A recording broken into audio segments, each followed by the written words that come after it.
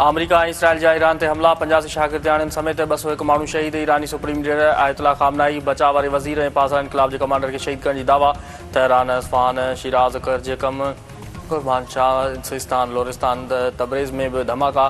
बरतानवी media ईरानी बचाव वारो वज़ीर अमीर नसीर ज़ादा ऐं ईरानी पासदार इनक़लाब जो सरबराह मोहम्मद बाक़ूर शहीद थियण जी दावा। मिनाब में प्राइमरी स्कूल ते हमले में 85 शागिर्दाणियूं शहीद, 48 ज़ख़्मी। हुरमुज़ान सूबे में इसराइली हमले सबबि 70 खां मथे शहरी शहीद थी विया। ईरानी सुप्रीम लीडर आयतुल्ला खामनाई जी रहाइशगाह ऐं सदारती महल ते बमबारी। ईरानी फ़ौजी सरबराह महफ़ूज़ हवाई हदूं ऐं तालीमी इदारा बंदि। अमरीका ऐं इसराइली इख़्तियार जो चवणु आहे त अहिड़ा इशारा मिलिया आहिनि त सुप्रीम लीडर आयतुल्ला खामनाई शहीद थी वियो आहे। लाश बि मिली वियो। ईरान ते हवाई ऐं सामूंडी पासे ॿिन्ही तरफ़नि खां हमला कया विया आहिनि। अमरीका इसराइल सां गॾिजी ईरान ते हमलो कयो आहे। ईरानी सुप्रीम लीडर ऐं सदर मसूद पज़ेशकियान महफ़ूज़ ऐं ख़ैर सां आहिनि। ईरानी परे वधा जी दावा।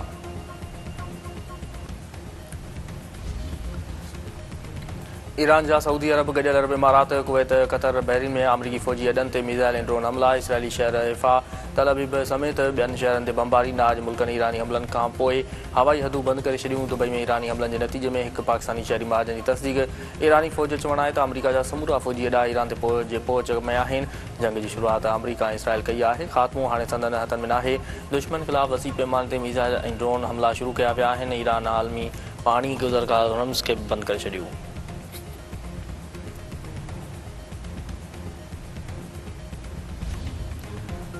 ईरानी फ़ौज हथियार फिटा करे या मौत लाइ तयारु थी वञे। अमरीकी सदर डोनाल्ड ट्रम्प जी वार्निंग। संदसि चवणु आहे त ईरान ख़िलाफ़ वॾी पैमाने ते फ़ौजी कार्रवाई शुरू करे छॾी आहे। ईरान खे कॾहिं बि एटमी हथियार हासिलु करणु न ॾींदासीं।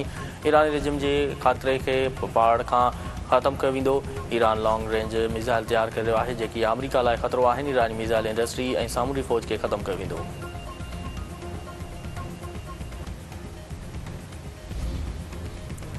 वज़ीर आज़म शहबाज शरीफ़ जा सऊदी वली अहद मोहम्मद बिन सलमान गॾियल अरब इमारात जे सदर शेख मोहम्मद बिन ज़ैद अल नहयान ऐं ख़तरी अमीर सां फ़ोन ते राब्ता।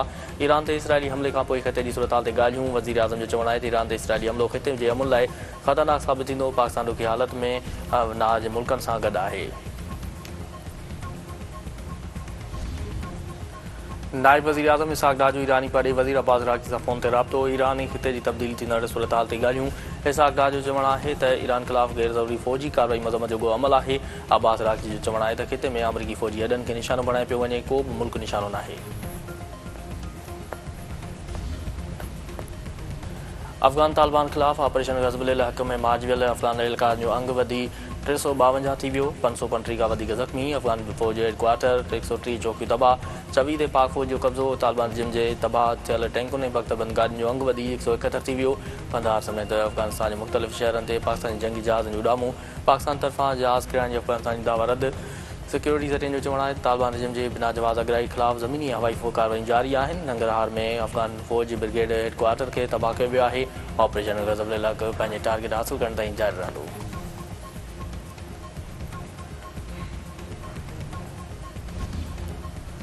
वज़ीर आज़म शहबाज शरीफ़ ईरान में मौजूदु पाकिस्तान खे अज़रबैजान ज़रिए हिफ़ाज़त सां ॾे आणण जी हिदायत करे छॾी। संदसि चवणु आहे त पाकिस्तान जो अवाम ऐं हथियारबंद फ़ौज मुल्की सलामती ख़ुदमुख्तियारी लाइ कई साल में जे तहफ़ुज़ लाइ मुकमल तौर तयारु आहे। फील्ड मार्शल जी क़यादत में पाक फ़ौज क़ौमी जज़्बे सां बहितर अंदाज़ में पंहिंजा फ़र्ज़ सर अंजाम ॾेई रही आहे। वज़ीर आज़म जी सदारत हेठि मुल्क जे मजमूई सिक्योरिटी सूरत हाल जे हवाले सां आला सतही इजलास वफ़ाक़ी सूबाई सतह ते हिफ़ाज़ती इंतज़ामनि खे यकीनी बणाइण समेत मुख़्तलिफ़ मामलनि ते ग़ौर वीचार।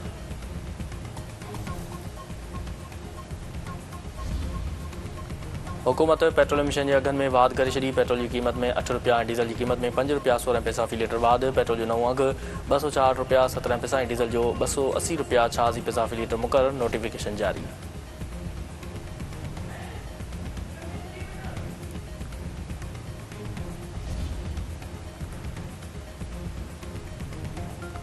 उमरकोट में औरतुनि ते पुलिस जे वहिशाणी तशदुद जी जांच शुरू। घरू खाते इंसानी हक़नि जी टीम तरफ़ां मुतासिरनि जा बयान कलम बंदि। मुतासिरनि जो चवणु आहे त पुलिस बासनि जे चवण ते औरतुनि ऐं ॿारनि ते वहिशाणो तज़लील करे तज़लील कई आहे। मामले जी शफ़ाफ़ जांच करे हक़ीक़तूं साम्हूं आणणु घुरिजनि। JWC तरफ़ां सोलंगी बिराज जे मुतासिरनि राशन में राशन विराए वियो। अॻुवाण तरफ़ां औरतुनि ते वहिशाणी तशदुद जी अदालती जांच जो मुतालबो। संदन चवणु आहे त पुलिस जे औरतुनि ऐं ॿारनि ते तशदुद जी अदालती जांच कराई वञे। अदालती फ़ैसिले खे चैलेंज करे मुतासिरनि खे प्लाट वापसि ॾियारिया वेंदा।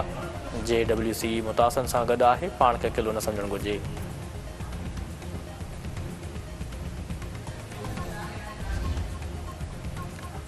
पाकिस्तान T20 वर्ल्ड कप जी मैच में श्रीलंका के 5 रन ताईं शिकस्त ॾियण बावजूदु सेमीफाइनल जी डोड़ खां ॿाहिरि क़ौमी टीम श्रीलंका खे 147 रन ताईं महदूद न करे सघी। श्रीलंकन टीम मुक़ररु ओवरनि में 207 रन ठाहे सघी।